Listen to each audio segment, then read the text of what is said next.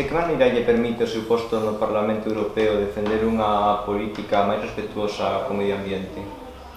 Bueno, é unha das prioridades do escano, unha das temáticas que sempre defendimos. Eu pertenzo a esta coalición, pero polo BNG, son a deputada do BNG nunha coalición que tamén foi con outros partidos, e nós temos moi claro a defensa do medio ambiente e máis nestes momentos nos que estamos indo a modelos extractivos, a modelos con afán de lucro, en economías lineais, que o que se dedican é a usar e tirar, cando habería que ir a economías circulares de usar e reciclar, reutilizar, xuntar e, por suposto, cara un modelo distinto. Entón, eso está moi presente en toda a actividade, dende a defensa das rías galegas, dende outro modelo en xestión de residuos, dende todas as problemáticas relacionadas coa Comisión de Peticións. Son membro da Comisión de Peticións do Parlamento, que é a comisión xunto coa de Medio Ambiente que leva casi todas as denuncias medioambientais. Iso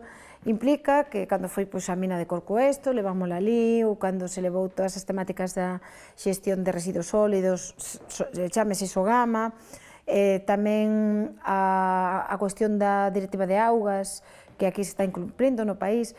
E esta mesma semana organizamos un seminario ali sobre a avaliación da Directiva de Augas, que se está implementando en Galiza ou non. Como avanzou o marco legal europeo en materia ambiental? Viviu algún destes episodios legislativos durante o seu período como deputada? Bueno, o marco legislativo dentro do Parlamento Europeo avanza dende o momento que cando o Parlamento toma máis competencias. Primeiro eran competencias da Comisión e do Consello, e despois o Parlamento colle máis competencias, e aí é cando realmente ves a dinámica que pode mudar as cousas, cando hai máis representación dos povos, máis voces diversas, e non só as dos estados, senón máis pluralidade. Entón, tamén ves visións. Nós ali no Parlamento pertenecemos a un grupo que se chama Verdes Alianza Libre Europea. Ese grupo está formado polos partidos ecologistas de Europa e polos partidos nacionalistas de esquerda. Entón, temos unha visión moi parecida nas temáticas de medio ambiente e lideramos un pouco todo o debate, no sentido de que, onte, nos debates do cambio climático ou na normativa de plásticos ou en todo o que foi a loita do glifosato, dos pesticidas. Entón, os cambios legislativos que me tocou vivir foi o tema da Directiva de Plásticos, xustamente en outubro. Tocoume vivir todo o tema tamén da Directiva de Augas, que é algo que un pouco no que me especialicei, e todas as temáticas tamén de residuos, de xestión de residuos en acceso aos portos, que aprobamos xustamente onte no Parlamento Europeo en Estrasburgo. Entón, son temáticas que poden cambiar as cousas, non? Dende o momento que se está falando xa de cousas que non se falaba antes, como que os microplásticos, e todo o tema dos plásticos no mar, por exemplo, afecta tanto a pesca galega que ten unha influencia. Entón, nese sentido, teñome reunido moitas veces co Instituto Oceanográfico en Vigo ou con colectivos que fan limpezas nas praias, con organizacións ecologistas, porque é a maneira de saber que como se está traballando tamén aquí para despois levar esas propostas legislativas, porque de nada serve falar na teoría se non coñeces a práctica, non? E quen fala deso fala, dos puríns nas augas ou fala da Ría do Burgo. O tema da Ría do Burgo, o tema das rías é algo que levei moi de man. Xa, cando fui diputada un ano, porque nós temos un escano compartido, e entón non é os 5 anos, sino que é un ano e pico, cando fui diputada na legislatura pasada, promovín a posibilidade de facer un informe sobre as rías galegas e viñemos aquí a ver como estaban as rías galegas, en concreto a de Vigo, a de Ferrol e a da Ría do Burgo, que sabedes que a Ría do Burgo é unha ría con especial afectación de contaminación, con lodos e con acumulación de lodos, que ademais non ten orzamento suficiente para non dou o Estado, nin tampouco a Xunta orzamento suficiente para poder tragar. E que pasa mentras? Mentras eses lodos acumulan, estamos vendo como se están perdendo moitos postos de traballo, en especial de quen? De quen pensades? Dos mariscadores. Claro que son as que traballan ali, hai mulleres e homes, e esa xente eran 9.000 no ano 97 e agora son sobre 60. Imaginade de postos de traballo que se perderon. Entón, esa foi unha das problemáticas máis grandes. E agora, neste ano, en xaneiro de 2019, conseguimos que se reabra ese informe de novo para analizar o que pasou hai 5 anos, e vense que non houve moitos cambios. Entón é tamén unha maneira de estar en contacto cos sectores productivos de aquí e ecologistas para levar ali esta problemática que hai unha directiva de augas, hai unha directiva de contaminación de augas e non se está cumplindo. Entón, nós temos unha natureza impresionante, temos recursos, un país rico, pero non estamos executando ben as normativas para protexer esa riqueza, esa natureza. Hoxe mesmo aí diante, xusto aí na entrada da Alameda, estive dando unha rolda de prensa e diredes, sí, porque aí diante? Sí, porque era o aire libre, porque hoxe había unhas manifestacións polo cambio climático, esta semana estiveron en Estrasburgo adolescentes, mozas e mozos de toda Europa representando un pouco ese movimento e hai que escuitalos, porque é moi bon que a xente moza este tomando moita máis consciencia, porque a nosa xeración aínda é algo consciente, pero está claro que a xeración anterior promoveu modelos máis capitalistas, máis extractivistas, máis de economía lineal, non circular, entón agora temos que darlle a volta, e será demasiado tarde? Preguntábamos nos debates que había esta semana sobre o cambio climático. Será demasiado tarde? Estamos aí, pero hai que revertir o modelo, hai que revertir as formas de producir, porque senón non hai maneira que eso pase, non? Entón, dimos unha rolda de prensa aí cun compañeiro, era sobre un tema que afecta moitísimo a este país, que son as plantacións de eucaliptos. Ese tema está tratando Europa, e de feito, a rolda de prensa dase porque o comisario de Medio Ambiente da Unión Europea dame unha resposta esta semana dicindo que a información que ten das plantacións que hai en Galiza é inferior a que realmente existe. Entón acabamos de descubrir un que se chama un tongo, non? Tongo. Acabamos de descubrir un tongo, é dicir, unha falsedade.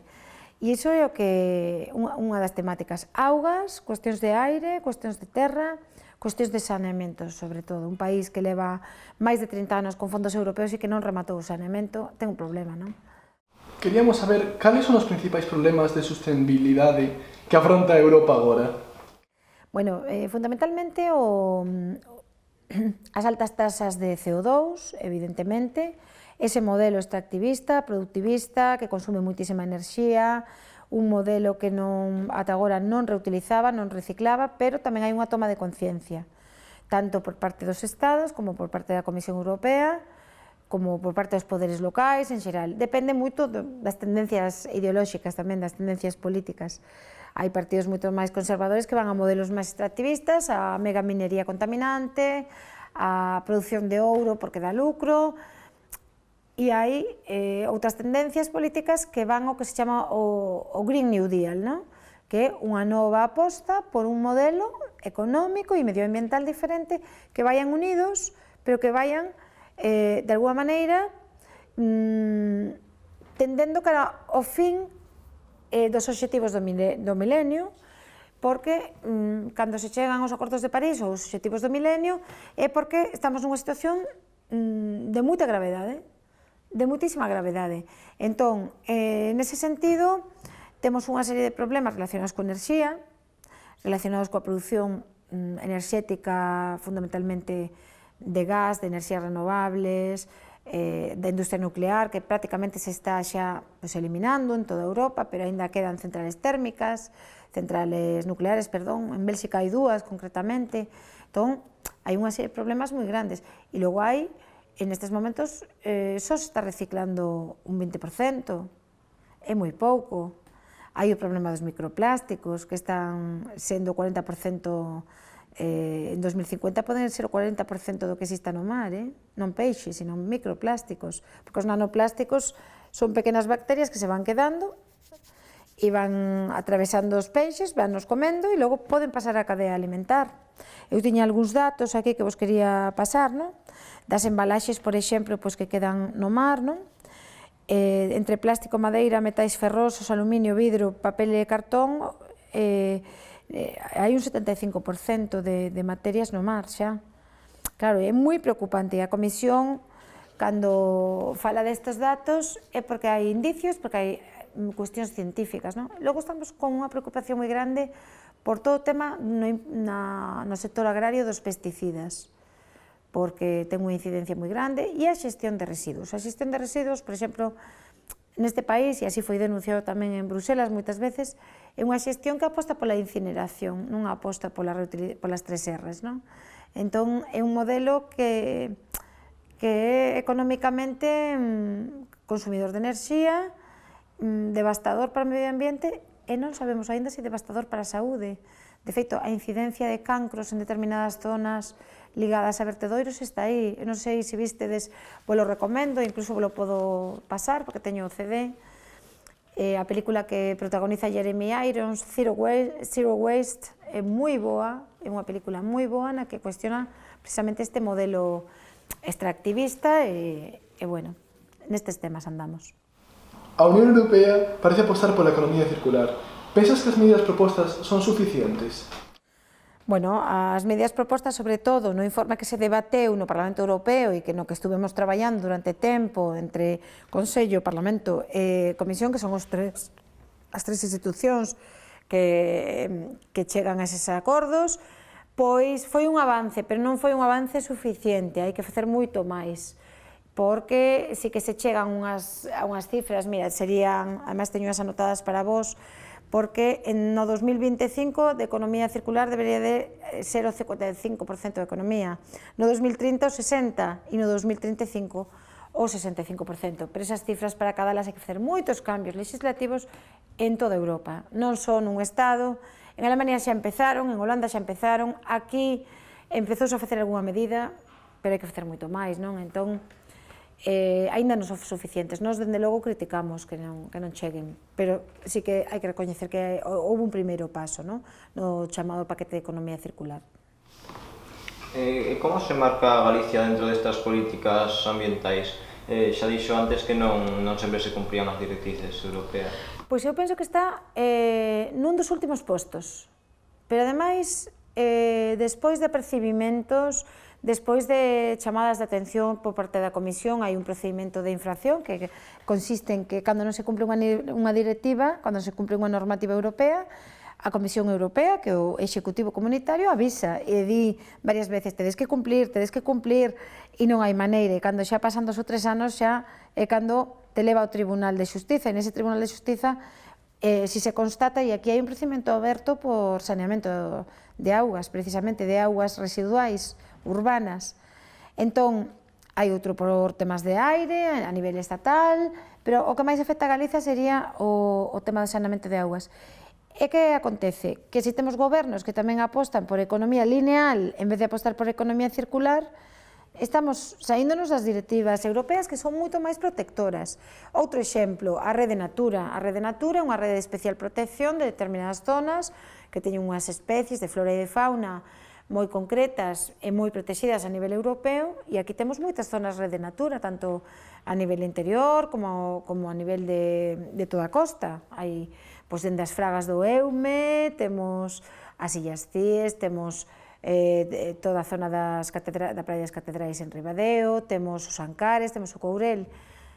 Poñevos algún exemplo, afectados por incendios este ano pasado, afectados pola contaminación, afectados por incendios, de novo, refiro ás fragas de Eume, ou ao Courel, ou aos Ancares. Entón, sí que é certo que non se está facendo nin políticas de prevención nin de cumplimento da normativa para ir, e de feito eu adícome, creo que o 60% do traballo a denuncias de que non se este cumplindo, cun goberno que é bastante incapaz de ir na vanguarda dun momento que estamos con un cambio cara políticas para loitar contra o cambio climático, para cumplir estas normativas avanzadas, non?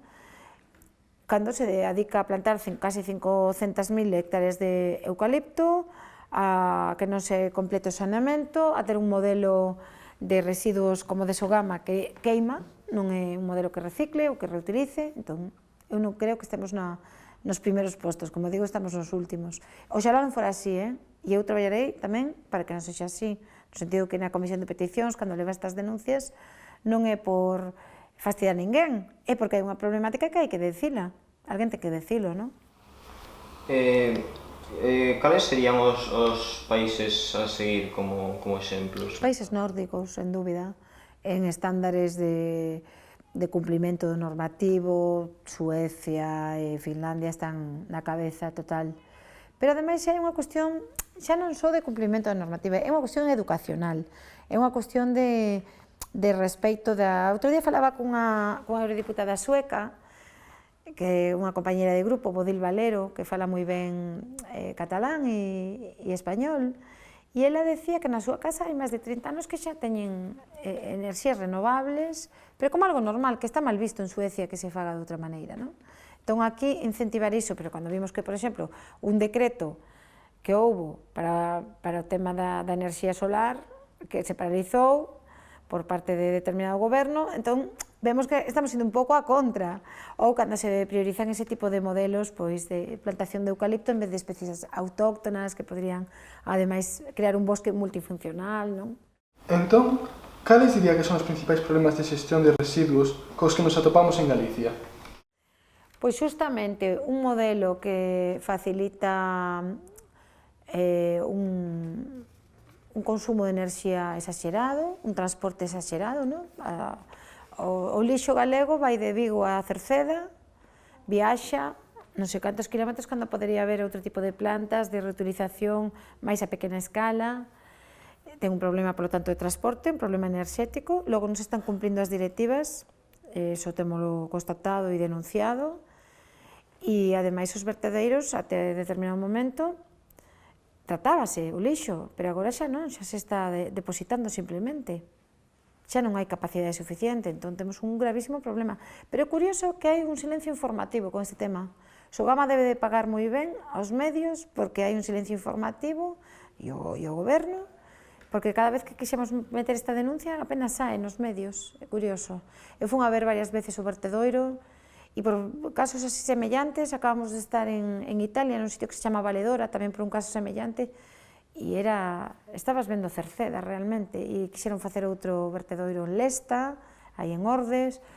É un modelo caduco, é un modelo que xa non é o modelo que se defende en Europa, que é un modelo precisamente de reutilización e de reciclaxe. Que medidas concretas poderían tomarse na Unión Europea para mellorar a situación en Galicia? Cumplir a normativa. Mira, con cumplir a normativa xa chegaría, pero aquí non se cumple. Entón, prefiren pagar multas, cada día estamos pagando, sabedes canto, por multas de saneamento no Estado? 36.000 euros diarios.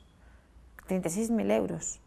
Imaginade, cantas familias poderían vivir deso, ou cantos proxectos se poderían facer para que non pasara eso, para que houvese máis postos de traballo, nas propias rías. Entón, con cumplir a normativa se chegaba, e con investir, realmente, nun cambio de paradigma, non en ir a modelos caducos, non?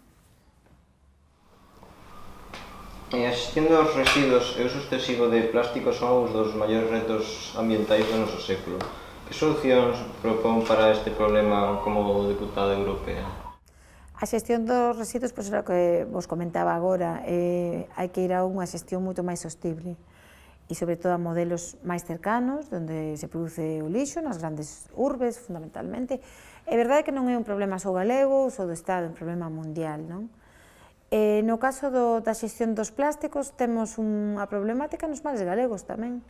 Houve moita permisividade, tirábanse plásticos ao mar, pero tamén é certo que hai moitos barcos que pasan que tiran plásticos, é dicir, hai os grandes transatlánticos de turismo, que non hai un control sobre ese tipo de barcos e depositan os residuos tamén no mar. Entón, agora, o que se aprobou precisamente no Parlamento Europeo é controlar ese tipo de verquidos, non? Entón, a nivel da política de loita contra os plásticos xa houve algunhas medidas, como o tema das bolsas de plásticos, pero agora hai que ir máis alá, hai que ir ás embalaxes, hai que ir a todo o que sería produtos de higiene, non? Para que eso todo teña un tratamento diferente. Hai que ir ao que se chaman esas toalliñas, non? Molladas, que hai tamén unha normativa sobre iso e normalmente tíranse, pero hai un sistema que ten Finlandia que se reciclan, curiosamente, e volvense a lavar no sistema que permitiría volver a usalas. O sea, hai moitísimas ideas e moita inventiva nestes momentos para poñer a circular esa economía, non? Para que todo pues, fique un pouco no mesmo sitio e non sexa simplemente para tirar, non? Esa economía de tirar, de desbotar as cousas, está caduca xa, porque non dá máis o sistema, pode quebrar. Entón, nese sentido, pois, o tema dos plásticos é moi preocupante. Nun estudo que fixo o Instituto de Oceanografía de Vigo, pois na costa galega, no 2037 aproximadamente, sí que pode haber un problema realmente para a pesca, non? Non estamos tan lonxe.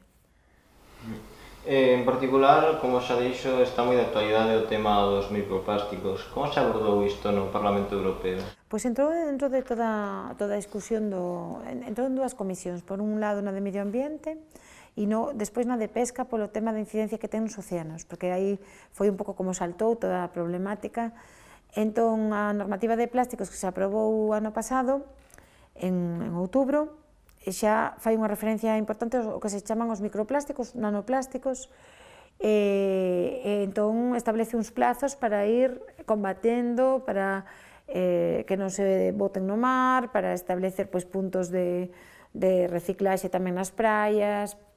A ver, é unha cuestión de aí hai moitas cuestións educacional, son os verquidos dos plásticos que se botan polas augas residuais e fecais, que moitas veces non son tratadas. Hai un problema das augas pluviais tamén que van ao mar, que tamén levan plásticos.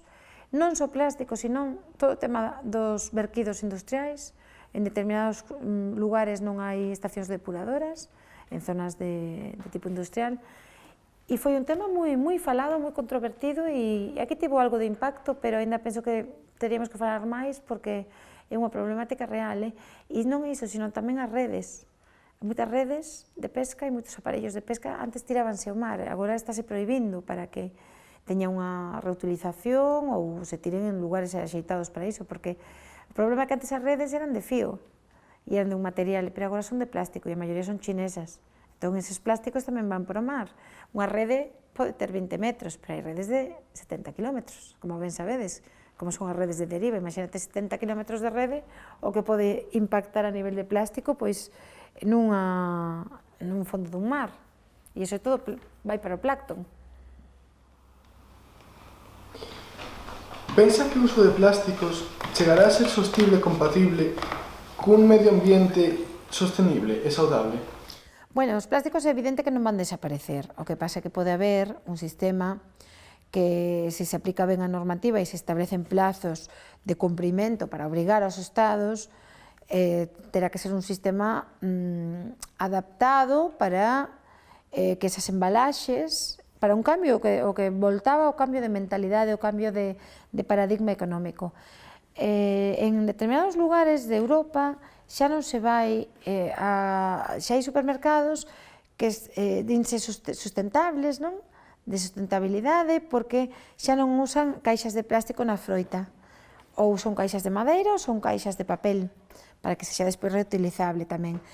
Eu vivín en Alemania no ano 93 de Erasmus, sino 93-94, e en Alemania xa se reciclaban as botellas daquela, e cando ibas ao supermercado xa che daban a devolución desa botella, no ano 93. Aquí xa se dá tamén, pero aínda non está implantado en todos os supermercados. En Bélxica hai máis de 15 anos tamén, que pola devolución da botella te dan 0,20, 0,10, 0,40, depende do sitio, do supermercado. Hai moitos lugares, aquí tamén xa empeza a pasar, pero aínda non está extendido de todo, no que xa non se... xa vedes, nos supermercados está prohibido o tema de dar bolsas, xa por normativa europea, pero logo o tema de levar, por exemplo, para o peixe ou para a carne, hai xente que leva xa as fiambreiras, por exemplo. Eso en Alemania hai 20 anos, que xa levaban a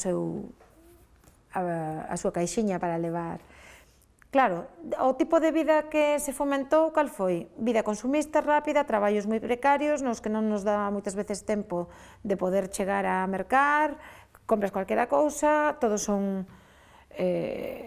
Eu lembrome que hai algún supermercado, que sí que recicla, pero hai moitos supermercados que misturan tamén todo, ou seja, que se a propia cadena alimentar de distribución de alimentos non ten isto de forma obligada, non ten que ser obrigada a cumplir unha normativa de ir reducindo os plásticos, temos un problema, porque aí están as caixas. Antes a froita viña en caixas de madeira, hasta que se cambiou ao plástico. O lobby do plástico é un lobby moi poderoso. Neste senso, de que xeito pensas que o sistema económico actual podría ser compatible cun descenso na produción de plásticos? Ten que selo. Ten que selo.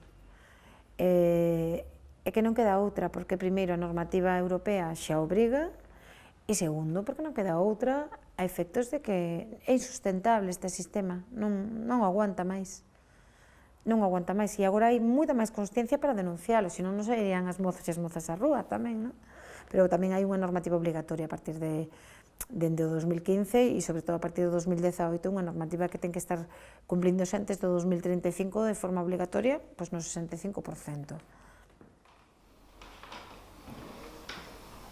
Actualmente, nos días da posverdade, hai políticos moi relevantes que negan o cambio climático, como pode ser Donald Trump. Como deberían enfrontarse a isto as autoridades como a Unión Europea? Bueno, as relacións nestes momentos entre Trump e a Unión Europea non existen. Están queimadas, están decapitadas por Donald Trump. El, efectivamente, é un político da posverdade que está negando absolutamente que exista un cambio climático, pero cando se producen as riadas, cando se producen todos os temporais, as rupturas de pontes nos Estados Federados de Estados Unidos, eso supoño que fará pensar, porque estamos tomando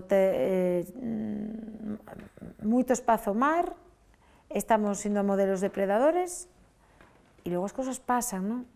Tsunamis, sí que hai fenómenos naturais, pero tamén hai unha serie de causas que están pasando, que se sabe que é pola incidencia humana tamén, entón que negue iso, que é xa un feito asumido por todo o mundo e pola propia ONU, bueno, pois amosa que non ten consciencia medioambiental, eso xa sabemos. Logo, que quixera apostar pois, por tratados de libre comercio, nos que non lle importa nada o tema do medio ambiente, pois tamén é unha evidencia, non? Como cambiou a sensibilidade medioambiental dos políticos desde que vostede se iniciou en política? Avanzamos, retrocedemos ou permanecemos no mesmo sitio? Bueno, eu creo que hai moita máis sensibilidade, pero hai determinados políticos e políticas ou forzas políticas que tiñan isto moi asumido, e tamén eu creo que a propia evolución das cousas fixo que os propios partidos políticos, en xeral, home, hai algúns que non, como de Donald Trump, por exemplo, pero que en xeral tiveron que adaptarse e poñerse o día en que había que legislar moito máis incisivamente porque o problema está aí. Eu creo que o feito da cumbre do milenio e dos acordos de París e dos acordos de Marrakech, de obrigar tamén os estados, é verdade que non todos os estados cumpliron e hai xente en determinados lugares que non vai a cumplir nunca, pero hai moita máis consciencia. É que estamos nun fin de época e como non nos demos conta vamos ter un serio problema a nivel de xestión de recursos, tanto alimentarios como de recursos enerxéticos, estamos vendo, non? Como todo o problema entre Rusia, a Unión Europea, os recursos todos do Golfo. As guerras vanse producir, até agora foron polo petróleo, até agora foron pola enerxía, pero as guerras próximas van a ser pola auga. A auga vai ser un dos recursos máis desexados por todo o mundo. E, de feito, agora está o tema do litio en Bolivia, está os recursos naturais. Entón, ou cambiamos, e iso creo que tamén fixo a clase política en ter que espabilar, non? Pero eu creo que ainda hai que dar moitos máis pasos. Vostede predica co exemplo. Só usa o transporte público. Que consellos nos daría á xente da nosa idade para axudar a conseguir un mundo ambientalmente máis sostible? Como podemos fortalecer a conciencia colectiva? Bueno, eu ando en transporte público, primeiro porque me gusta, porque non teño carné de conducir, e porque ademais son defensora do transporte público, sexan os autobuses, sexa tren, e evidentemente ando no avión porque teño que ir a Bruxelas e a Estrasburgo en avión, porque por barco ainda non será chegado. E, por exemplo, eu creo que incentivar o transporte público sería moi bon, pero temos un sistema de cercanías moi complicado, temos un sistema de buses, tamén unha rede galega moi con moi pouca actividade, hai determinados lugares que pola tarde xa non hai autobuses, non? Unha vez funde Vigo a Malpica, tiña que estar antes da 1 da tarde, pois tiven que ir Vigo-Coruña, Coruña-Carballo, Carballo-Malpica. E levoume 4 horas e media. E é impresionante, porque eso faríase 2 horas, como moito. Entón, bueno, efectivamente, hai que predicar co exemplo, pero a xente nova eu creo que está xa tamén noutra onda, non? Ou eso agardo, non? Que teñades moita máis conciencia, que nos dedes, que nos espabiledes.